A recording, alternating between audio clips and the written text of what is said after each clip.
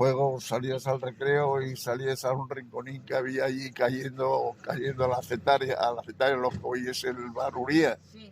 Lo que hoy es el Baruría, que era la Cetaria, Lo jugabas que al tenía. cascayo, a la pitaciegas, pues, por estas casas que habían por aquí que, Sí. que estaban deshabitadas,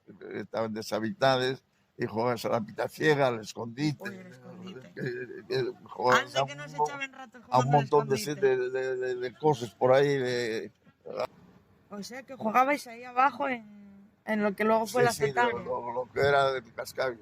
Después jugabas a la pelota, lo que hoy es la explanada, donde están todos los bares, Abajo. están todos los bares abajo, allí jugabas al balón. Sí. Jugabas al balón, después de clase, cuando salías a las 5 de la tarde, ahí en la explanada, uno que ponía 2 piedras de portería, uno a un lado y otro a otro, y con una pelota de trapo. De trapo. De trapo, de una media con trapos retorcidos en ellos, hacías la pelota y a jugar Y lo que durase. y lo que duraba así, compraba un balón de aquella.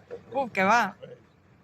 Que va, que va. Bueno, lo compramos ya cuando fuéramos chavalucos, ya de esto sí, ya lo compramos ya porque ya fuimos juntando, formamos el equipo. Sí. Y fuimos los que llamamos el Trancallada, la aquella.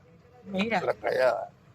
Y sí, jugamos contra los de la Liga Viciosa del Colegio San Francisco y todo eso ¿Y llamabas la Trancallada? La Trancallada.